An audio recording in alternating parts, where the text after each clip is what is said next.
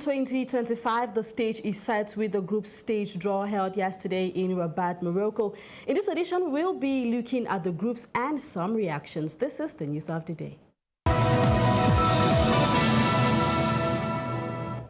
Morocco kicked off AFCON 2025 in style with a vibrant draw ceremony. The group stage draw has set up thrilling matchups, including a highly anticipated clash between Cameroon and Côte d'Ivoire.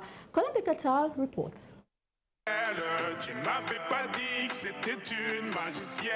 Très coloré le 27 janvier dernier, le Théâtre national Mohamed V servait de cadre pour la cérémonie du tirage au sort pour la CAN 2025 qui va se dérouler au Maroc.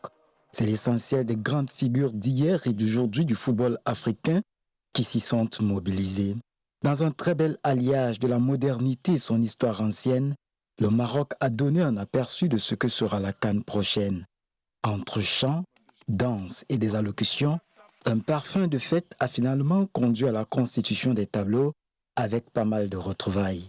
C'est ainsi que le groupe A se compose du Maroc, du Mali, de la Zambie et des Comores, une configuration que le royaume chérifien, pays hôte, devrait aborder avec respect. Quand on voit le chapeau 2, c'est des équipes qui auraient pu postuler à être dans le chapeau 1, qui postulent à la victoire finale. Le chapeau 3, c'est toujours des équipes embêtantes comme la Zambie. Et le chapeau 4, il y a toujours des équipes surprises. Le Comore fait partie de ces équipes qui a fait des qualifications extraordinaires, qui méritent sa place au Maroc et qui va le voir vendre chèrement leur peau. Et on va les respecter comme il se doit. Le groupe B est constitué de l'Égypte, de l'Afrique du Sud, de l'Angola et du Zimbabwe. Le groupe C va quant à lui mettre aux prises le Nigeria, la Tunisie, l'Ouganda, la Tanzanie.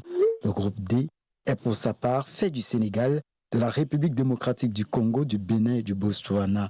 Le groupe E, lui, va mettre en opposition l'Algérie, le Burkina Faso, la Guinée équatoriale et le Soudan. Enfin, le groupe F, composé de la Côte d'Ivoire, du Cameroun, du Gabon et du Mozambique. Un défi que peuvent relever les lions indomptables s'ils sont bien préparés. Le plus grand adversaire, ça va être nous-mêmes et on doit être prudent avec ça. Ça veut dire on doit rester dans notre philosophie de jouer. On doit ajouter bien sûr comme toujours des passions et des enthousiasmes que le peuple Cameroun a ça aussi. Le coup d'envoi sera donné, il faut le dire, le 21 décembre 2025. As you just saw, the groups are now set, and it's time to analyze them, particularly, like I mentioned, the highly anticipated clash between Cameroon and Côte d'Ivoire. Analyst Yannick Reynaud-Kwakap describes the encounter as a reunion. Let's watch. Vous savez, Cameroun-Côte d'Ivoire, c'est toujours des matchs à haute intensité. C'est des matchs de gueule, c'est des matchs tellement disputés et âprement disputés même. C'est deux peuples, frères et amis. On parle généralement de la belle famille. Ce sera aussi l'occasion des retrouvailles parce que en 2015, avant de terminer champion d'Afrique, en 2015, les Ivoiriens avaient battu les Lions indomptables du Cameroun lors des phases de poule, 1-0, but de Mars Alain Gradel. Voilà, le Cameroun avait terminé malheureusement dernier de sa poule en 2015. Et puis la dernière fois que les Ivoiriens et Camerounais s'étaient rencontrés, c'était lors des éliminatoires pour la Coupe du Monde 2022. Au match aller, la Côte d'Ivoire s'était imposée 2-1 et au match retour au Cameroun, les Lions s'étaient imposés 1-0, but de Toko Ekambi. Donc il y aura forcément des revanches dans l'air et il y aura surtout l'ambition, le désir de terminer premier, de gagner ce match parce que, comme je l'ai tantôt dit, ce match intervient à la deuxième journée. On ne sait pas ce que les différentes équipes auront déjà engrangé comme point ou comme résultat lors de la première journée. Donc ce match sera un match à enjeu, ce ne sera pas un match de troisième journée où on peut se permettre de faire des calculs et laisser des joueurs au repos ou alors se contenter d'un match nul. Donc chacune des équipes voudra gagner. La Côte d'Ivoire est championne en titre et la Côte d'Ivoire voudra réaffirmer sa suprématie. Voilà, et les Lions avec Marbrice qui montre des bonnes choses auront envie de s'imposer face à la belle famille pour terminer à la première place.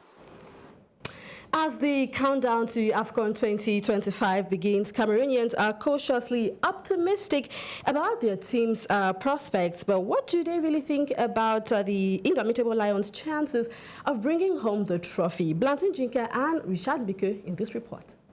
As the countdown to the Africa Cups of Nations 2025 begins, Cameroonians are eagerly awaiting the tournament and their national team's chances of lifting the coveted trophy.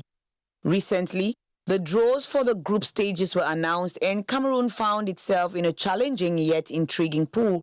We took to the streets to gauge the reactions of Cameroonians, and here's what they had to say. According to me, as Côte d'Ivoire is the current champion and looking at Cameroon's last performance, and what I have observed is that either Cameroon or Côte d'Ivoire will be winner, and the winner will be announced officially. Côte d'Ivoire and Gabon should be watched out for, while Mozambique will play and lose. I want to say, in relation to sports in general and African sports, we find ourselves in a highly competitive pool. Ça, c'est d'abord un principe premier. Maintenant, en termes d'avantages comparatifs. Now, should Cameroon be afraid? Now, we are the same people who say Cameroon is Cameroon, and with pride, Cameroon has already won in this competition before 5 times. De par la Coupe d'Afrique des Nations, je crois que nous avions combien? 5 médailles. So, we cannot be afraid of any team, no matter the team.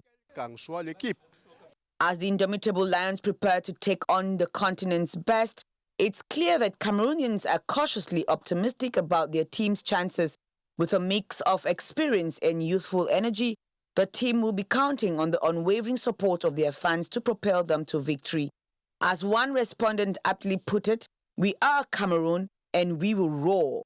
The stage is set and the nation is holding its breath. Bring on CAN 2025. Oh well, Ivory Coast, the crown champions of the 2023 African Cup of Nations, a remarkable achievement by the Elephants. In this report, Peter Gola Kuji reflects on this victory and takes a closer look at projections of 2025. Let's watch. Si le match d'ouverture est remporté face à une modeste équipe de Guinée-Bissau, les éléphants n'ont néanmoins pas montré le grand jeu sur le terrain. La défaite 1-0 au match suivant face au Nigeria, principal adversaire du groupe A, l'a confirmé. Un résultat qui a mis les Ivoiriens au pied du mur avant le 3e et dernier match de poule face à la Guinée équatoriale. Sur le papier, c'était une formalité pour les éléphants. Mais rien ne va se passer comme prévu et les coéquipiers de Max Alain Gradel ont complètement sombré. 3e avec seulement 3 points au compteur, les Ivoiriens sont alors en ballottage défavorable. Ils vont finalement passer dans un trou de souris au bénéfice du fait de 4e meilleur 3e, soit le dernier ticket qualificatif pour les 8e de finale.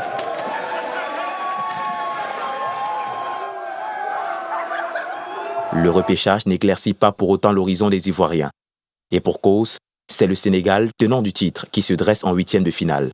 Poussés par les 20 000 spectateurs du stade Charles Konan Banny de Yamoussoukro, les éléphants ont relevé la tête et ont combattu pied à pied les lions de la Teranga.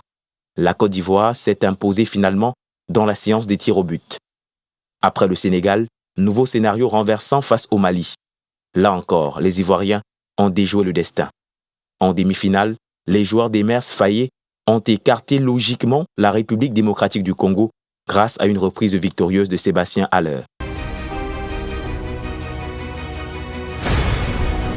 Après avoir couru au score en finale face au Nigeria, la Côte d'Ivoire a fini par renverser les Super Eagles dans un match plein d'émotions.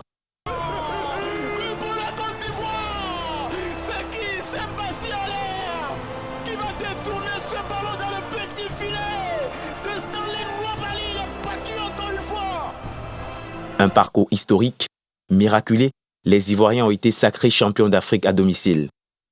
Si cette CAN en Côte d'Ivoire a été pleine de surprises et d'émotions, celle de 2025 au Maroc n'en sera pas moins. À domicile, les Lions de l'Atlas vont jouer le tout pour garder la coupe à la maison.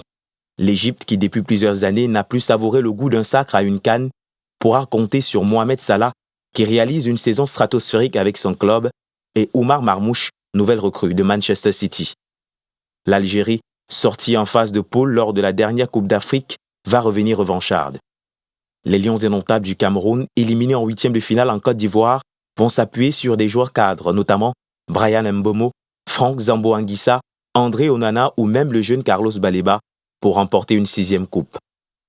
Non sans oublier des équipes telles que la République démocratique du Congo, de Rohan Wissa, l'Afrique du Sud de Rowan Williams, le Nigeria de Victor Osimhen et Ademola Lookman Ballon d'Or, finalistes de la dernière édition, le Burkina Faso, le Mali, la Tunisie, le Gabon, grand absent de la CAN précédente, ou encore le Sénégal avec ses jeunes pépites qui pourraient faire sensation au cours de cette Coupe d'Afrique à venir. Aussi, la Côte d'Ivoire, tenant du titre, pourra s'appuyer sur ses jeunes talents, à l'instar de Simon Adingra ou Amad Diallo, pour rééditer le grand exploit de 2023. De grandes nations de football, des joueurs expérimentés, des jeunes talents, quoi qu'on dise, la CAN 2025 au Maroc promet du spectacle.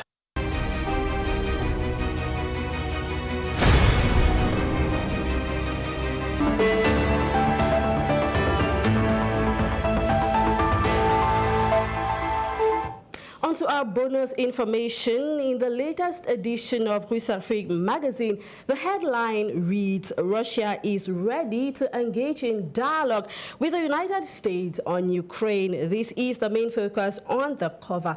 Let's now dive into the key highlights of this 29th edition with Paulines Otu and Joseph Wapon. La Russie est prête à dialoguer avec les États-Unis sur l'Ukraine. Le résultat devrait être une paix à long terme. Une information développée en page 9 de cette parution du Rusafrique Hebdo.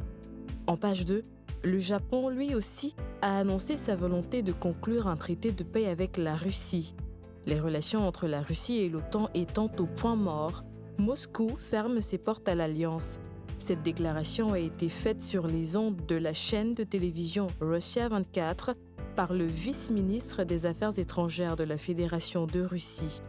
En Allemagne, Friedrich Merz, chef de file de la CDU, s'engage à durcir la politique migratoire. Nous apprenons aussi que Zelensky a fait un discours avertissant que l'Europe risquait d'être laissée pour compte avec Donald Trump à la tête des États-Unis. Russie, la Douma d'État a annoncé que le budget était prêt pour la 2e indexation des retraites d'ici février 2025. Réserve stratégique en Bitcoin, Donald Trump lance officiellement la machine. Allons en page 5, coopération entre la Russie et le Vietnam dans l'industrie de défense, un renforcement des positions sur fond de concurrence avec les États-Unis. Dans cette même page d'information, Donald Trump a suspendu temporairement tous les programmes d'aide étrangère des États-Unis pendant 99 jours, en attendant que les politiques soient revues. En page 7, 500 milliards de dollars dans le développement des infrastructures d'intelligence artificielle, portées par une nouvelle co-entreprise ambitieuse, Stargate. C'est une porte vers le futur technologique, mais qu'en est-il de l'Afrique ? Revenons sur les premières décisions de Trump depuis son investiture, entre autres le renforcement des mesures migratoires. L'Europe a reconnu l'effondrement de l'économie de Kiev. La Hongrie a remis en question l'existence de l'Ukraine sans financement occidental. En page 8, partenariat entre Estate Slice, NST et le Limocoin. Les détails de ce partenariat sont à lire dans votre mag. Revenons en Russie. Vladimir Poutine et Xi Jinping envoient un message fort à Trump. C'est le dessein d'une solidarité russo-chinoise et ouverte au dialogue. À côté, l'Organisation mondiale de la santé regrette l'annonce de l'intervention des États-Unis de se retirer de l'organisation. Le président français Emmanuel Macron et le chancelier allemand Olaf Scholz ont évoqué à Paris le défi posé par le président américain Donald Trump. Voilà pour les grandes lignes du Rusafrique cette semaine. N'oubliez pas, le Centre linguistique russe est disponible pour vos besoins de formation. Contactez le numéro sur l'affiche. And that brings us to the end of this edition of the News of the Day. Thank you for watching. Stay tuned to Global LTV. Bye-bye.